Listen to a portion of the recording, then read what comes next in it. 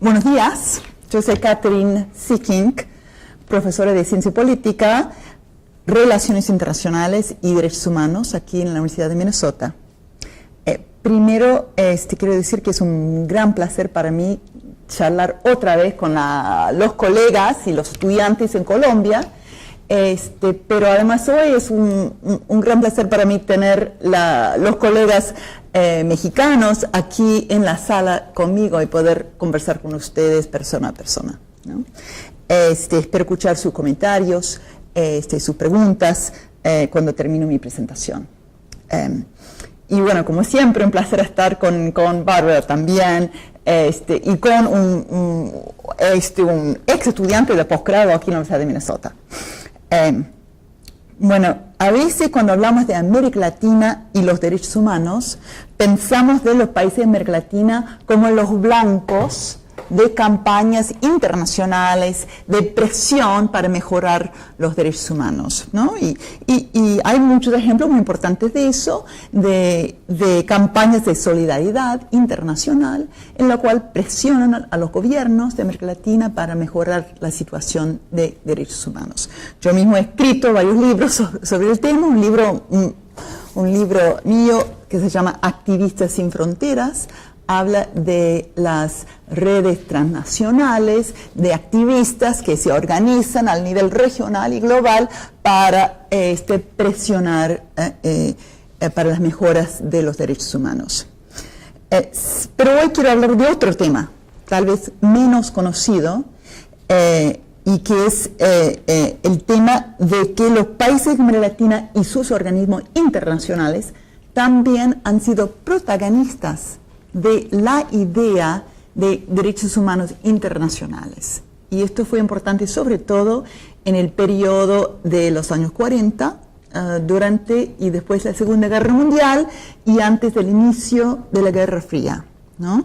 Pero también fue muy importante en el periodo de los 80 y los 90, en lo cual algunos países de América Latina y también el sistema interamericano jugó un papel de protagonismo muy importante en cuanto a la justicia y la justicia transicional, la llamada justicia transicional, ¿no? Bueno, muchos estudiantes y profesores, no solamente en los Estados Unidos, pero también en América Latina, no conocen esta historia, ¿no?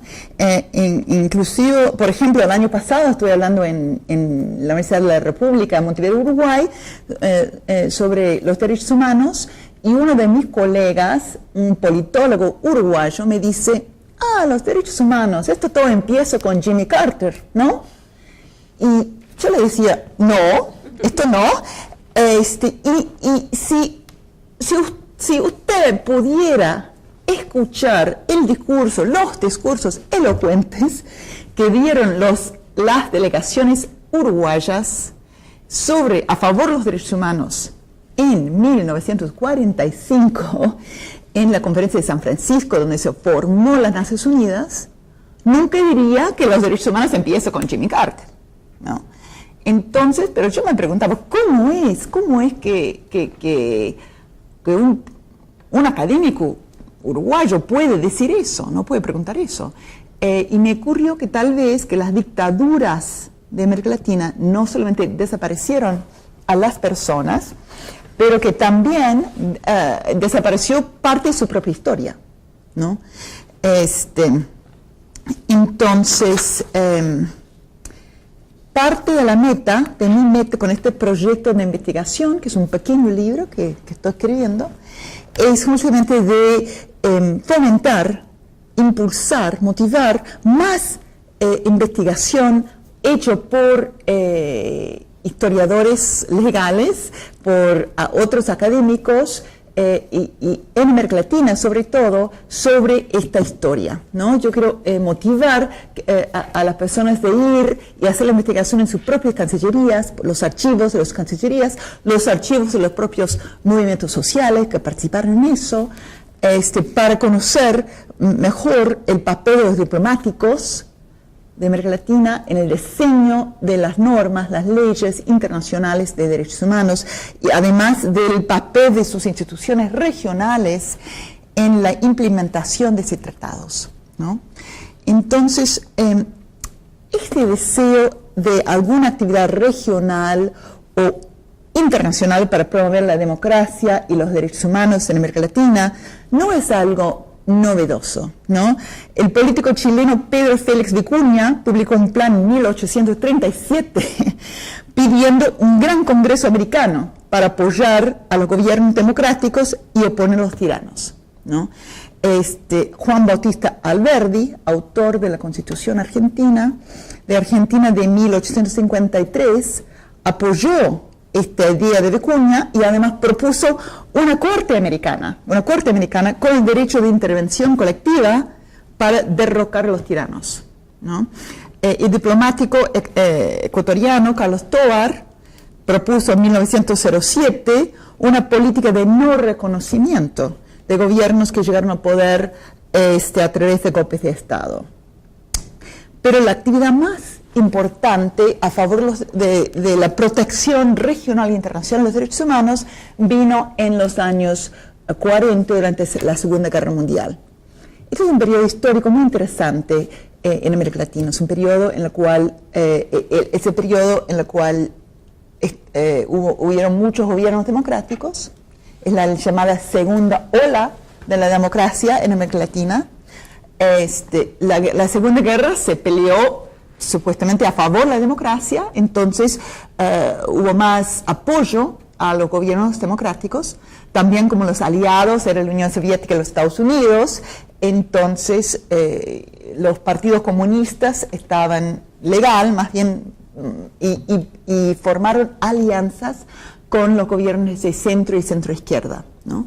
También fue un periodo de mucha actividad de sindicatos y de trabajadores. Entonces es un momento muy interesante, de mucha actividad social y política, ¿no? A favor de los derechos laborales, a favor de los derechos humanos. Bueno, entonces, esto, cuando termina la guerra, entonces, nos sorprende que los representantes, los delegados de estas 20 países de América Latina, cuando van a la conferencia de paz en San Francisco, donde se escribe la carta de la nueva organización internacional, las Naciones Unidas, que de los 51 países presentes en San Francisco, 20 de ellos de América Latina, y muchos de estos 20 países democráticos y progresistas, ¿no? Entonces, 40% más o menos de los votos en San Francisco son votos de América Latina, votos de países que se sienten aliados y con con valores en común,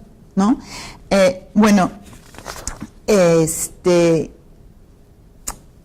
Sin los países poderosos en este momento no hicieron hincapié en los derechos humanos en la Carta de las Naciones Unidas. Y la versión, el borrador que sale de la conferencia de los superpoderes, la conferencia anterior de Inglaterra, los Estados Unidos, alguna mención solo de derechos humanos en la Carta. Entonces, sin la participación de los países de América Latina y de algunos ONGs que estaban presentes en San Francisco, la Carta de las Naciones Unidas no tiene 7 menciones de los derechos humanos, ¿no?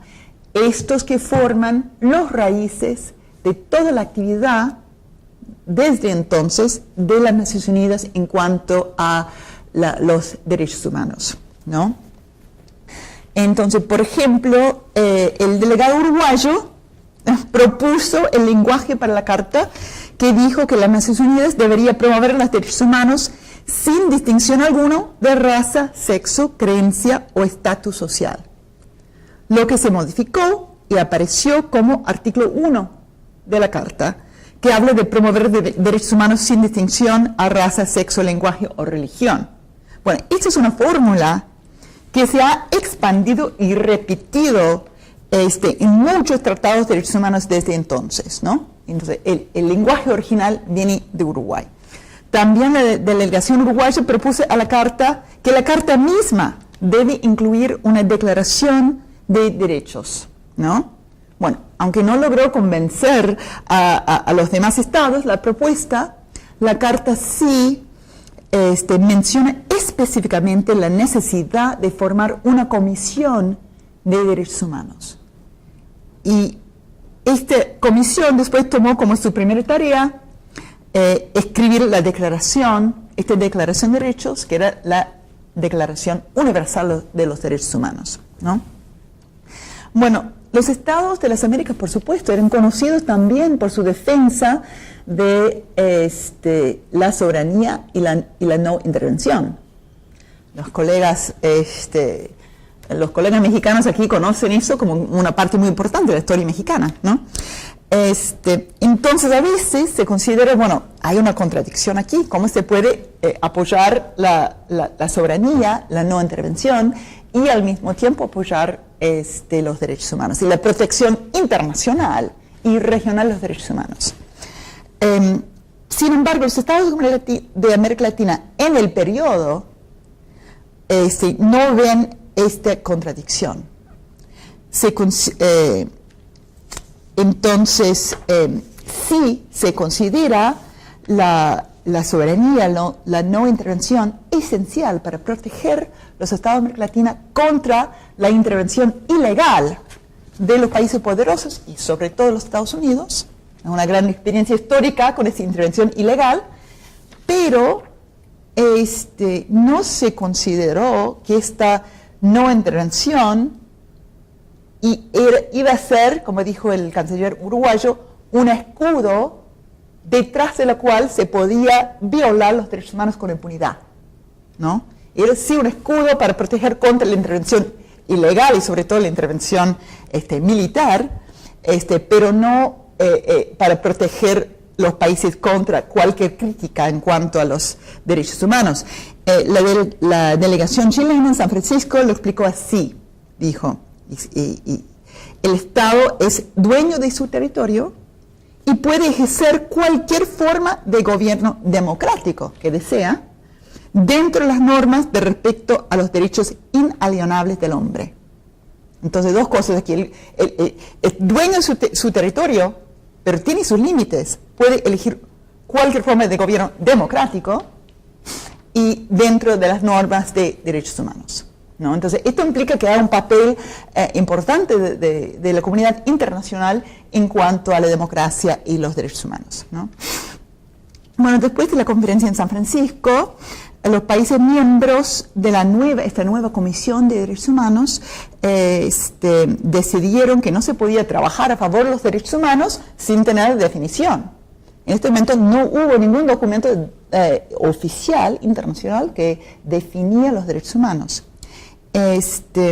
Entonces, los países, las delegaciones de América Latina otra vez se metan a esta tarea, y sobre todo Hernán Santa Cruz, delegado de Chile, que es uno de los 5 miembros del equipo más importante que escribe el primer borrador de la Declaración Universal de los Derechos Humanos. Estaba con Eleanor Roosevelt de los Estados Unidos, con René Cassin de Francia, de un delegado de China y de Libia, de Líbano, disculpe. Pero entonces Hernán Santa Cruz, político y diplomático socialista democrático, amigo del joven Salvador Allende, que es uno de los más fuertes defensores de los derechos económicos y sociales dentro de la declaración.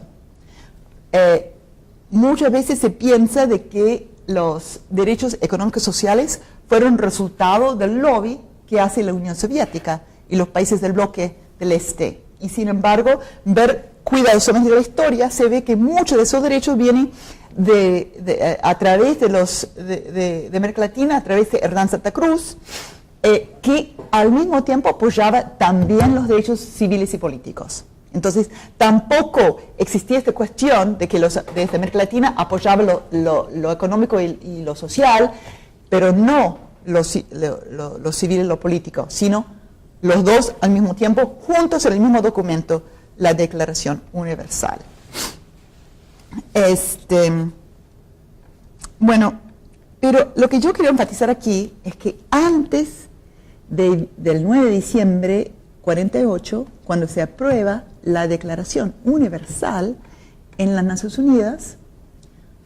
8 meses antes, los países de América Latina, en la conferencia de Bogotá, en abril de 48, aprueban su propia Declaración Americana de los Derechos y Deberes del Hombre.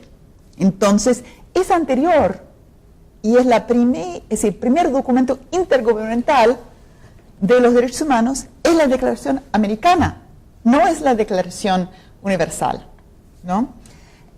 Y eso es algo que a veces no se conoce. Todas las historias de los derechos humanos en el mundo empiezan con 48, el 9 de diciembre, la Declaración Universal. ¿Y qué pasa qué estaban haciendo 8 meses anterior en Bogotá los países de América Latina, ¿no?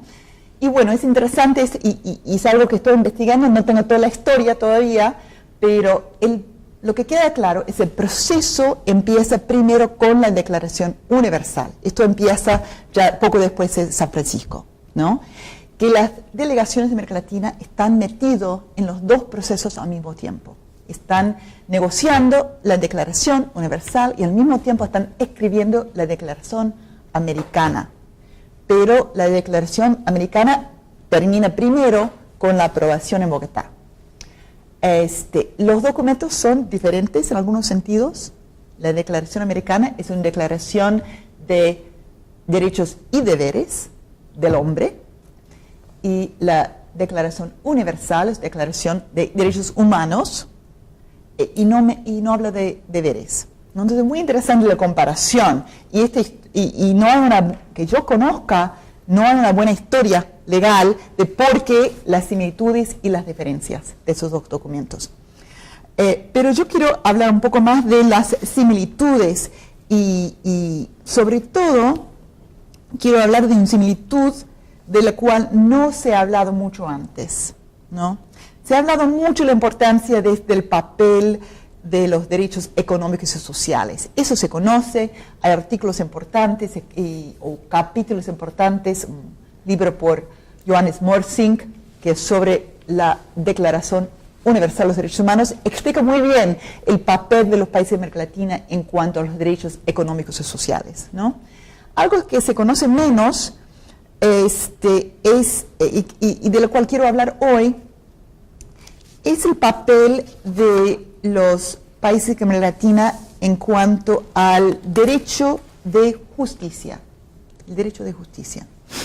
El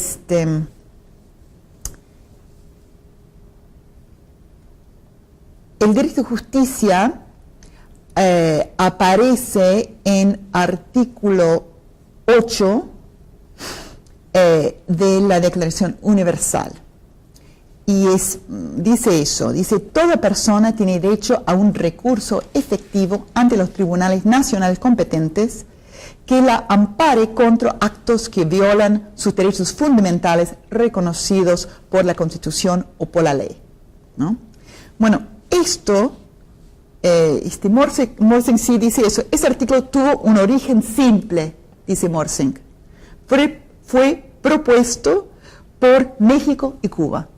México y Cuba. Entonces, por eso me alegro mucho que estén aquí los colegas mexicanos, ¿no? Porque podemos hablar un poco de eso, ¿no? ¿Qué estamos hablando? 47 y 48, ¿no? México. Bueno, Cuba sabemos, ¿no? Es ese periodo en el cual está Grau, San Martín, ¿no? El gobierno de San Martín. Pero yo voy a preguntar a ustedes, a los historiadores sobre todo, ¿qué está pasando en México en este periodo? ¿Por qué México juega este papel importante en cuanto a artículo 8? Entonces, estos dos países proponen artículo 8. El delegado de México explicó que ese lenguaje ya estaba en la Declaración Americana y ya tenía el apoyo de 21 países de América Latina y los Estados Unidos, cuando justifica la razón por la cual debe entrar a la Declaración Universal. Y Santa Cruz, que estaba presente otra vez, Hernán Santa Cruz, dijo que la Declaración Universal no tenía ningún artículo que protegía los derechos individuos contra el abuso de autoridad. Y era necesario tener algo de derecho a la justicia y para proteger los derechos contra el abuso de autoridad.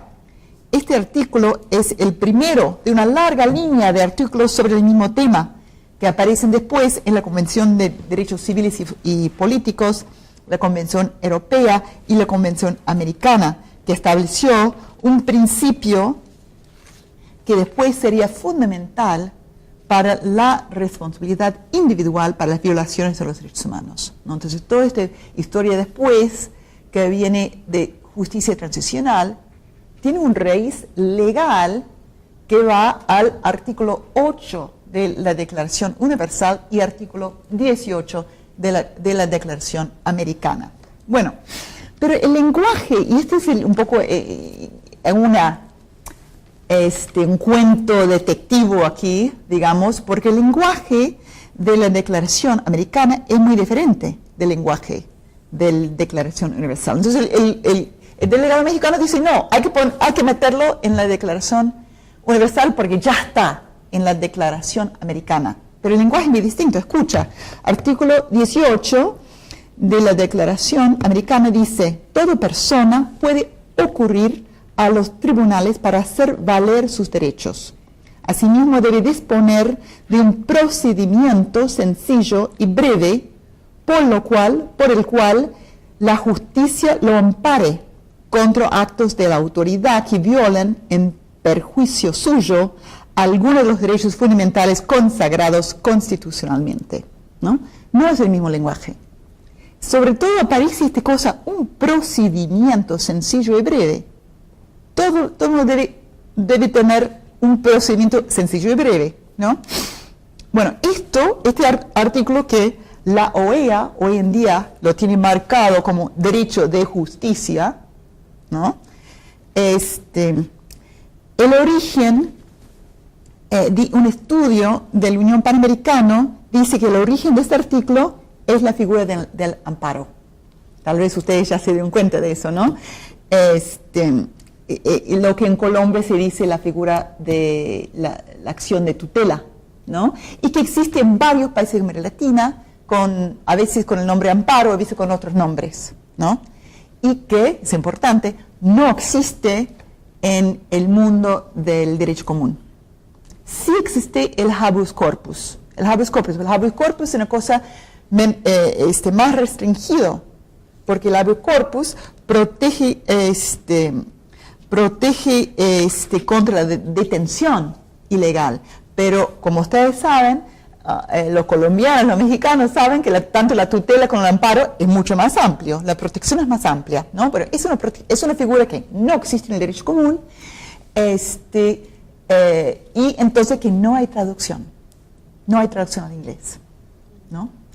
Entonces, cuando los mexicanos o los cubanos hacen referencia al procedimiento sencillo y breve, es una versión de amparo, pero cuando quieren explicarlo a los colegas que hablan inglés, nada, no se sabe cómo. Entonces, cuando propone este lenguaje de la Declaración Americana para la Declaración Universal, buscan otro lenguaje y ahí encuentran the right to judicial remedies. En inglés, the right to judicial remedies, ¿no? Que es muy distinto que un procedimiento sencillo. Y lo interesante, entonces, artículo 8 de la Declaración Universal dice, y ahora en español, porque después se pone en inglés y se traduce otra vez al español, ¿no? Toda persona tiene derecho a un recurso efectivo ante sus tribunales nacionales competentes. Un recurso efectivo, ahora tenemos, que la ampare contra actos que violan sus derechos fundamentales reconocidos por la Constitución o la ley. Bueno, entonces es muy interesante que este verbo que le ampare, tenemos como esta referencia indirecta al amparo, ¿no? Esta después reaparece más tarde en la Convención Americana de los Derechos Humanos, en la Convención ahora americana, como artículo 25 sobre protección judicial, que en la Convención Americana, que vuelve otra vez al lenguaje de la Declaración, ¿no? Que dice, toda persona tiene derecho a un recurso sencillo y rápido o a cualquier otro recurso efectivo. Entonces se va combinando lo de la Declaración Americana con la Declaración Universal, ¿no? O otro recurso efectivo ante los jueces o tribunales competentes que la ampare contra actos que violan sus derechos fundamentales reconocidos por la Constitución, la ley o la presente convención. Aun cuando, y es el lenguaje nuevo en la Convención Americana, aun cuando tal violación sea cometida por personas que actúen en ejercicio de sus funciones oficiales. Esto sí es muy interesante porque se va desarrollando este concepto de justicia, ¿no? Que uno tiene recurso, tiene recurso un recurso sencillo y rápido que le da un recurso efectivo que le ampare y que es efectivo aun cuando tal violación es cometido por personas del Estado, por oficiales del Estado, ¿no?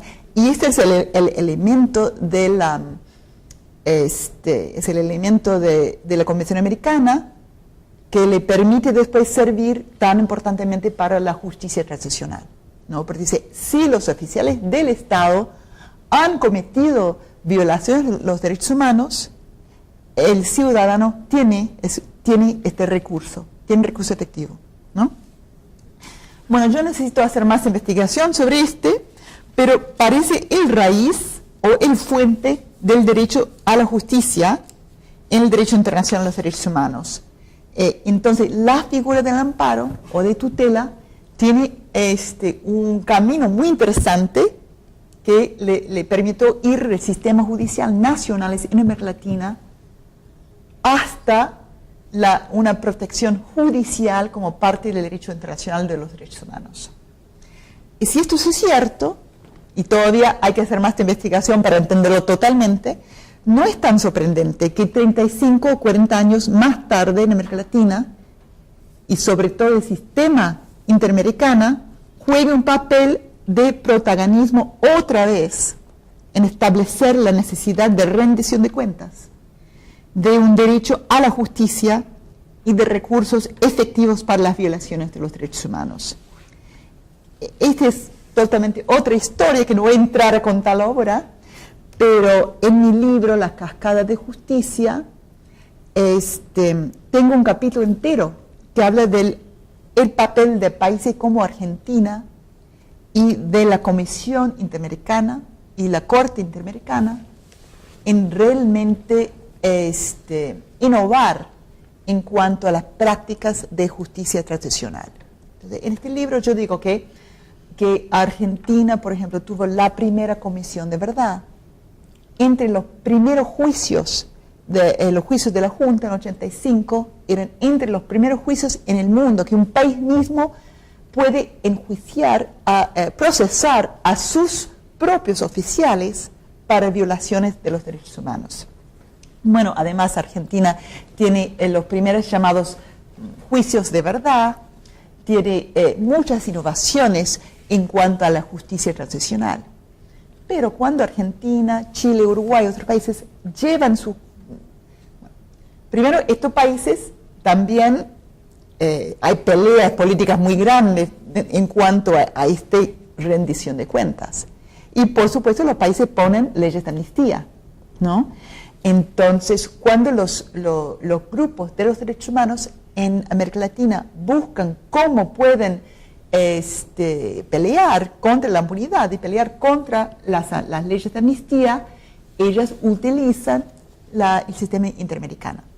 Llevan sus casos primero a la Comisión Interamericana y después llevan sus casos, y la Comisión después lleva los casos a la Corte. Y la Corte empieza con una serie de fallos que empieza a dar carne, digamos, a ese derecho de un recurso efectivo, ¿no? El fallo importantísimo de la Corte Interamericana en el caso de Velázquez Rodríguez, por ejemplo, el caso es un caso sobre Honduras, desaparecidos en Honduras, establece para la primera vez en el derecho internacional la obligación de garantizar el ejercicio de los derechos a través de la prevención investigación y sanción de las violaciones, ¿no? Esto no es un caso, como vemos, un caso insólito o novedoso de una corte regional, sino, en cierto sentido, es la culminación del décadas de evolución del derecho regional y la práctica regional en cuanto a los derechos humanos, ¿no? Después hubieron otros casos muy importantes en la Corte Interamericana, como el caso de Barrios Altos, por ejemplo en Perú, que también dice que esta ley de amnistía en Perú es contra las obligaciones del Estado bajo la Convención Americana, ¿no? Y después de Barrios Altos, varios otros fallos y sentencias muy importantes en la cual la Corte enfatiza que realmente estas leyes de amnistía son contra las obligaciones del Estado. Entonces, yo me interesa poder charlar más con ustedes en cuanto a esta historia, ¿no? Y la importancia de esta historia para las prácticas actuales de los Estados americanos, de los ONGs americanos y del sistema interamericano de protección de los derechos humanos. Muchas gracias.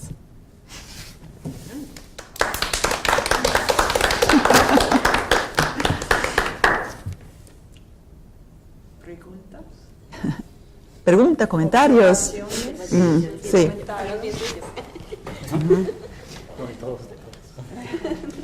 Sí, me nacen varias preguntas para empezar con lo último. Una pregunta que me surge enseguida. Bueno, primero preguntar si la ley de perdón y olvido es una ley de amnistía. ¿En qué país? ¿En Argentina? En Argentina. De obediencia debida, la ley de obediencia debida, son dos leyes que llamamos leyes de amnistía, ¿no? Pero no tenían amnistía en el nombre, ¿no? Y es la ley de punto final y la ley de obediencia debida. Y estos dos son efectivamente leyes de amnistía.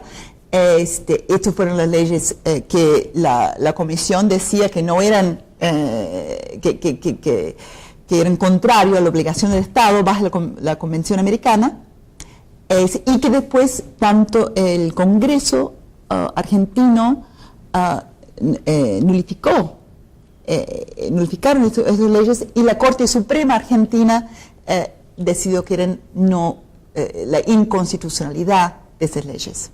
Sí.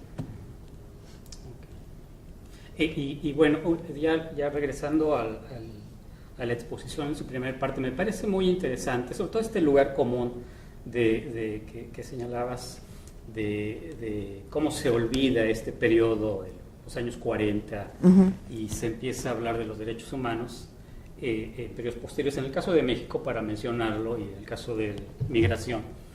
También es el boom de los derechos humanos a partir de los 80, justo cuando la inmigración mexicana aumenta espectacularmente.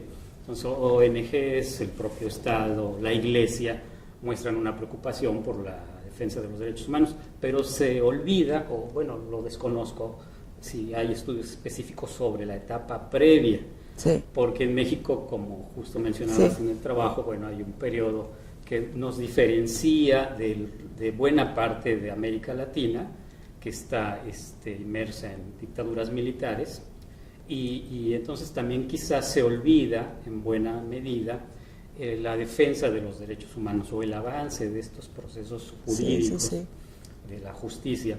Eso me parece interesante, porque creo que en México puede haber una historia también parecida, pensando que los derechos humanos arrancan de los 80 para acá y básicamente por el tema migrante.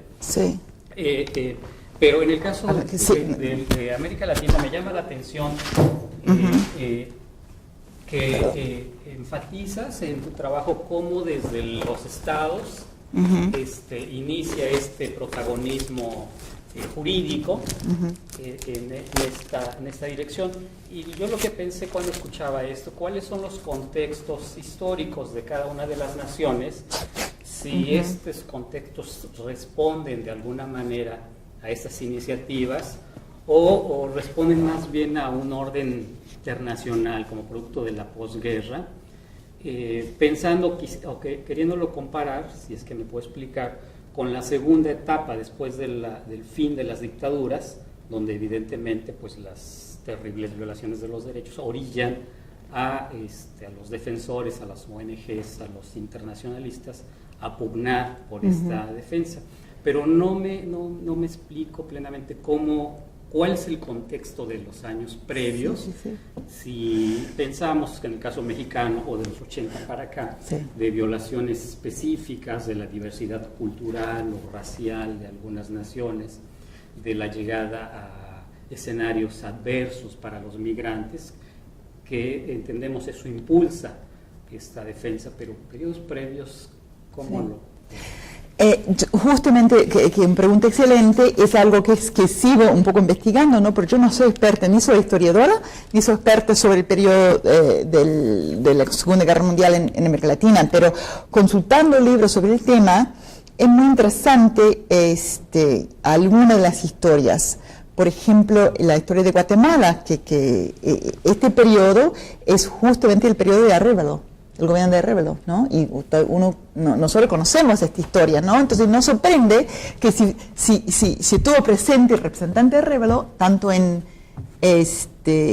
San Francisco, creo que estuvo presente en San Francisco, como en Bogotá, esto le explica por qué el gobierno de Guatemala juega un papel más importante. Inclusive, en algún momento el gobierno guatemalteco propone, si hay un golpe de Estado en las Américas, que los países tienen que responder contra ese golpe de Estado. Si hubiera sido aprobado esta propuesta, tal vez hubiera tenido otra respuesta al golpe de Estado promovido por los Estados Unidos en Guatemala en 54, ¿no?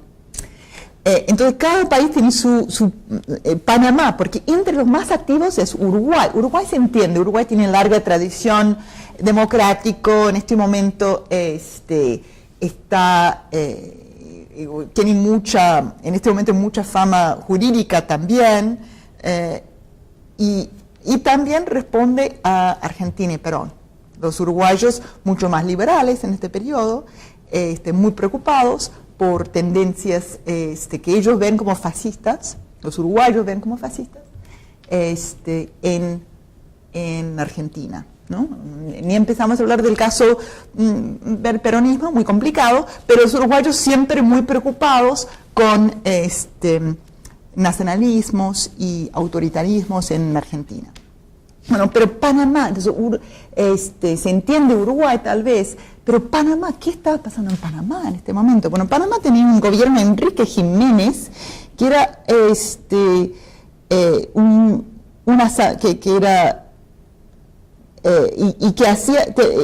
tenía electo una asamblea constitucional que nombró a este presidente, Enrique Jiménez, y que estaba apoyado por una coalición de grupos de oposición. Entonces se nota que el momento de innovación política en Panamá, y algún delegado panameño que era realmente muy experto en el derecho internacional. Lo que pasa es que América Latina tiene bastante expertos en el derecho internacional, por esta cuestión de la cual hablamos antes, ¿no? Que siempre se vio el derecho internacional como herramienta de protección contra los fuertes. Yo creo que América Latina vio el derecho internacional como herramienta de los débiles contra los fuertes, ¿no? Y que lo usó muy hábilmente a veces, tanto la vieja doctrina de Calvo, la doctrina de Drago, por ejemplo, que eran doctrinas jurídicas para abolir la colección de deudas a través de la intervención militar. Los juristas de América Latina empezaron esta campaña y lograron que el derecho internacional se puso de acuerdo a abolir la intervención militar para colección de deudas, por ejemplo. Entonces es un buen ejemplo de cómo los débiles pueden utilizar el derecho como manera de protegerse contra las intervenciones de los poderosos. Entonces esta larga tradición existe en América Latina y puede explicar en parte de este fenómeno. Okay. Bueno, en México no conozco nada, pero eran los gobiernos de Miguel, de Manuel Ávila Camacho y Miguel Alemán Valdés. Ustedes me dirán, yo no sé nada de ellos. Nada. Pero lo que sí, porque lo que sí es leí los discursos de las delegaciones mexicanas y hay un conocimiento de todos los raíces de derecho internacional. Entonces nota que la Cancillería mexicana, en este momento por lo menos, pero creo que tenía mucha conocimiento de su propia historia, de la historia de tendencias legales globales y regionales, y que podía hablar con mucha habilidad sobre estas tendencias, ¿no? Sí, yo creo que eso es muy interesante, ¿no? Es decir, en general en la política exterior mexicana y la manera que se forman los diplomáticos mexicanos en la Cancillería, hay muchas referencias en cuanto a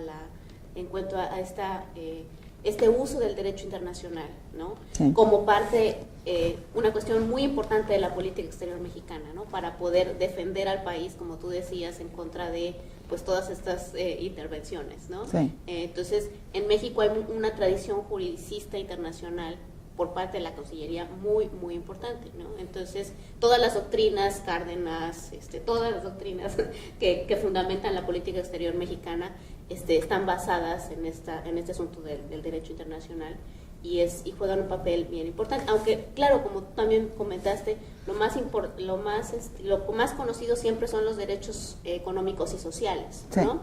De la época más bien de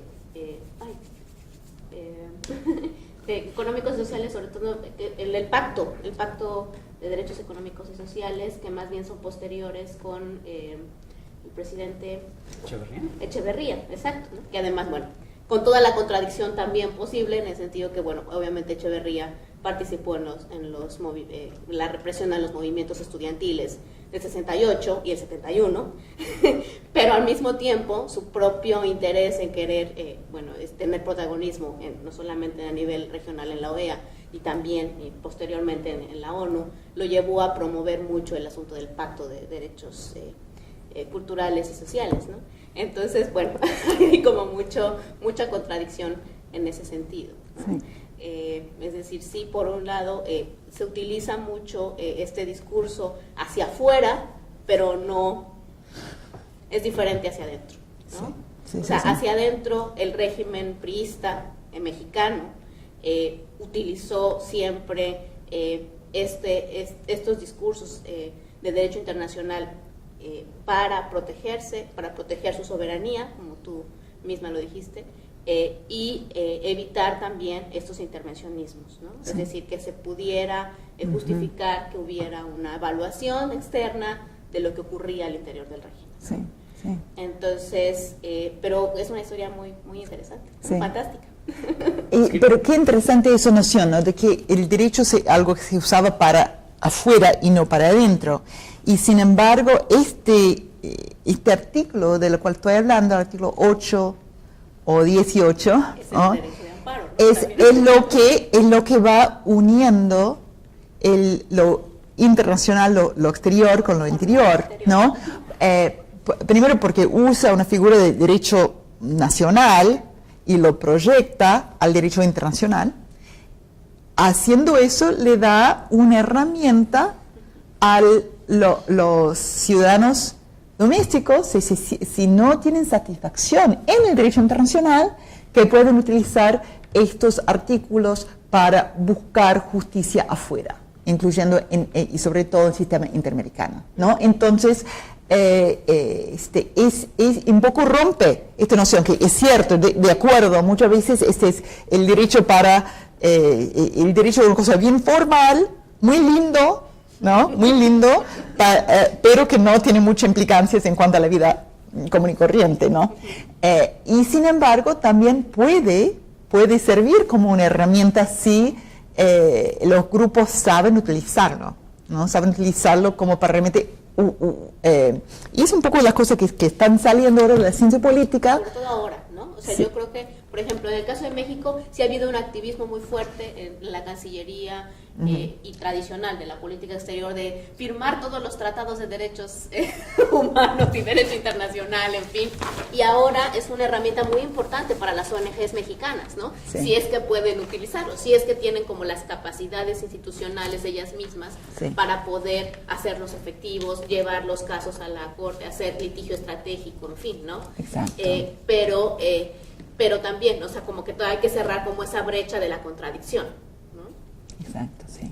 Sí. Pero también en nuestro país, en México, nunca tuvimos instituciones jurídicas que nos garantizaran el respeto a nuestros derechos desde la colonia. Sí. O sea, no tuvimos un proceso como, por ejemplo, como Estados Unidos con el Bill of Rights, que les garantizaban el debido proceso legal. Nosotros nunca tuvimos debido proceso legal, ni en el siglo XIX, ni en el XX, y creo que ni ahora. Entonces, Ahora, bueno, está... ahora estamos en un proceso como de tratando de construir, tratando de que México sea un país de leyes. Eso yo creo que en nuestro país es lo que más nos cuesta trabajo. Y precisamente por eso surgió la idea del amparo, que era en el siglo XIX eran constantes los abusos del gobierno respecto a los ciudadanos, ¿no? Eran constantes. Y en la época del PRI, que si bien en México nunca tuvimos una dictadura militar, pero sí estuvimos bajo un régimen pues, prácticamente omnipresente en todos los niveles y autoritario en todos los niveles del país, ¿no? No han hecho que todos los mexicanos llevamos un priista dentro, ¿no? Seguimos siendo autoritarios en determinado tipo de situaciones, pero también por nuestra misma historia de constantes intervenciones del siglo XIX hicimos esta barrera legal para que no nos afectara a nosotros, pero el régimen siempre mantuvo estas dos ideas, ¿no? Una imagen muy padre, muy de derechos hacia afuera, pero hacia adentro Sí. algo muy complejo. Por eso hasta hoy tenemos este Sí. proceso de respeto a los derechos humanos que antes era imposible. Sí. Imposible. Sí. No, y creo que justamente eso, lo que ustedes están diciendo, es uno de los resultados de la investigación más reciente en la ciencia política en cuanto al derecho internacional, ¿no? Y que sí, los tratados internacionales de derechos humanos pueden tener un impacto, pero solamente a través de los trabajos de los ONGs o los ciudadanos que actualizan, que lo utilizan, que lo hacen real, ¿no? Entonces, el derecho internacional en sí, como tratado, como documento, no tiene impacto, pero sí puede ser una herramienta muy útil para un trabajo de los derechos humanos, ¿no? Estamos investigando eso, esta interacción de la importancia de los tratados con el activismo doméstico, sobre todo, o el activismo transnacional, lo doméstico aliado con los aliados internacionales para llevar al cambio, ¿no? Yo quisiera decir, es algo muy interesante porque yo creo, por ejemplo, que en el caso de la Cancillería mexicana ha habido como esta intención de querer transformar a México como desde esa presión, desde fuera, Sí. ¿no?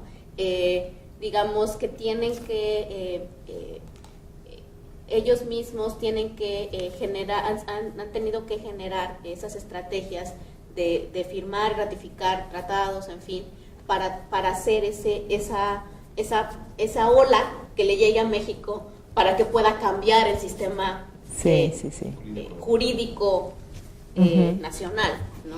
Entonces ha sido con esa intención, pero lo han hecho como de una manera muy callada, ¿no? Sí. Entonces, ¿a ti te parece que estas ratificaciones fue lo que Beth Simmons, una autora, un politólogo, diría ratificaciones sinceras, ¿no? ¿Tenemos ratificaciones sinceras o hay ratificaciones que son estratégicos en el sentido de que vamos a pintar una linda cuadro para los extranjeros, ¿no?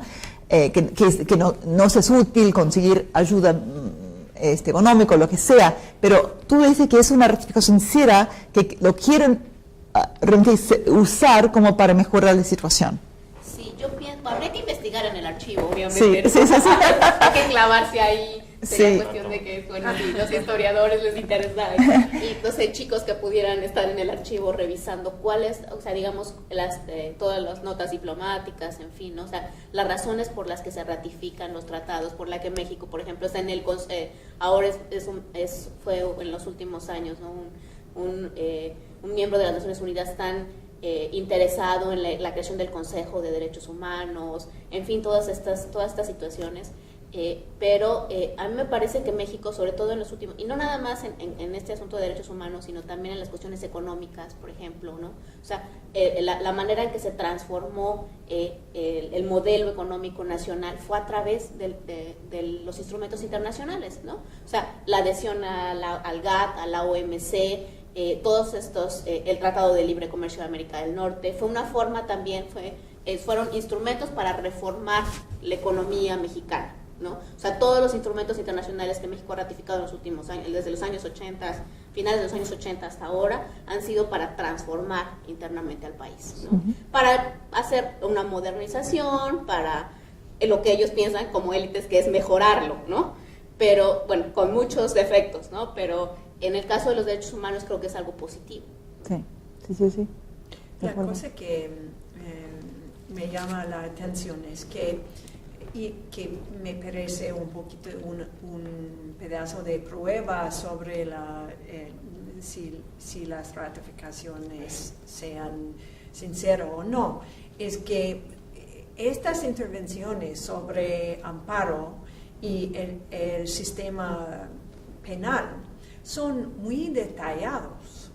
Sí. Entonces, no es como la idea que es linda y que sí, todos estamos muy felices con la idea de derechos humanos, pero estas intervenciones de los latinos son muy detalladas y de un proceso que tiene como fin la posibilidad de cumplir o realizar los derechos. Sí, no, de acuerdo, por eso me interesa muchísimo estos artículos, ¿no? Y además esto tiene que ver con, bueno, cuando yo estaba haciendo la investigación para el libro La Cascada de Justicia, y empecé con los juicios en Argentina 85, de las juntas, y decía, ¿quién menciona la primera vez, la demanda por los juicios? ¿Quién lo dice para la primera vez? Yo pensaba que los ONGs propios de Argentina. La primera mención es en un informe de la Comisión Interamericana en 81. Y yo decía, bueno, seguramente los ONGs de Argentina pidieron a la Comisión que mencionara la demanda para juicios, ¿no? Bueno, resulta que después encontré, que esta misma recomendación que hicieron en Argentina aparece para la primera vez en un informe 74 en informes de la Comisión Interamericana sobre la situación en Chile después del golpe. Un informe muy fuerte, en el cual dice, para la primera vez hay que pedir investigación, hay que investigar y procesar los responsables para tortura y para asesinatos, ¿no? Entonces, era una tradición ya. Cuando pidieron a los argentinos 80, ya era una tradición de pedir. Entonces, ¿qué estarán pensando los miembros de la comisión? Están trabajando bajo la Declaración Americana, porque la Convención Americana no entró en vigor hace 78. Entonces, en 74 están trabajando bajo de la Declaración, que para mí en aquel momento ni mencionaba la obligación de punir, ¿no? O sea, yo no veo ninguna obligación de punir. ¿Dónde sacan eso? Y ahora veo que le sacan de este derecho a la justicia, del derecho de tener un recurso efectivo para proteger, para que ampare el individuo contra su gobierno, ¿no? Entonces no es así tan novedoso, digamos, es novedoso, pero tiene sus raíces en algo muy detallado, como dice Bárbara, ¿no? Muy detallado, muy preciso, y con el deseo de dar al ciudadano sus derechos. Así. Bueno, ya... Ya acabó la hora, pero les digo muchas gracias a ustedes para su asistencia y su participación. Gracias. Sí. Gracias, yo creo que esta forma funcionó muy bien, ¿no? ¿Sí? Bueno, para mí es más interesante hablar de personas que no a la cámara. I think what you'll see, puede ver que no estuve mirando mucho a la cámara. Sí, pero veremos, sí. pero como estaba, Sí, tal vez... y es distinto que cuando una persona está mirando así, pero es obvio que tú estás mirando a personas, entonces sí, yo no Bueno. creo que... Y fue interesante la Sí. conversación después. Sí, no, una buena casualidad que ustedes iban a estar hoy para poder estar presentes. Ay, pero me faltó una pregunta, pero ya no sé. Se puede hacer preguntas aunque no estamos filmando. Grabando todavía. No, quería preguntar qué piensas del caso guatemalteco, el Sí. juicio de Ríos Montt. Ay, sí. Bueno, yo no tengo los últimos, no sé si la Corte hay otra, porque el fallo de la Corte Constitucional es muy confuso, ¿no? Porque parece que cancela, sí cancela la sentencia, pero no cancela el juicio en sí, como hay que reiniciar el juicio. Entonces yo, la verdad que primero no lo entiendo, qué va a pasar. Segundo, no me sorprende, porque todos esos juicios siempre van adelante y van para atrás, y adelante y atrás. En Argentina el mismo caso, ¿no? Los hubo el juicio de las juntas, algunos fueron a la cárcel, después fueron perdonados, ¿no? Fueron otra vez a su casa. Después empezaron otros juicios por otros temas, la apropiación ilegal de los niños, ¿no? Otra vez Videla viola, otra vez a la prisión preventiva. Duró la unificación de la ley de amnistía. Bueno, esto duró 20 años. Entonces en Guatemala también, yo creo que va a ser un proceso muy difícil, que tal vez va a terminar con justicia. Pero ya el caso de Ríos Montt no es un... Yo empecé a hacer entrevistas en Guatemala después cuando la Corte en España empezó a considerar el caso de Ríos Montt en España. Y todos los guatemaltecos me dijeron, sí, Ríos Montt dice, yo no me preocupo, lo de España, yo viajo. Jamás salió del país.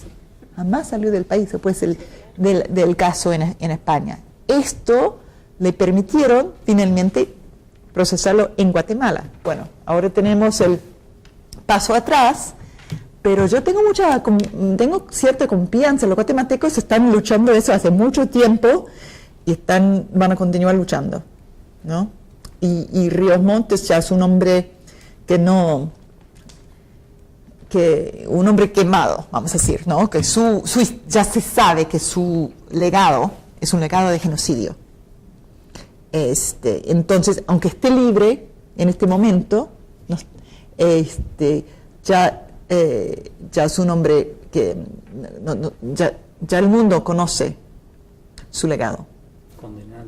Sí, condenado por la opinión pública del mundo y yo creo, por lo menos eso. Sí. Gracias. Gracias.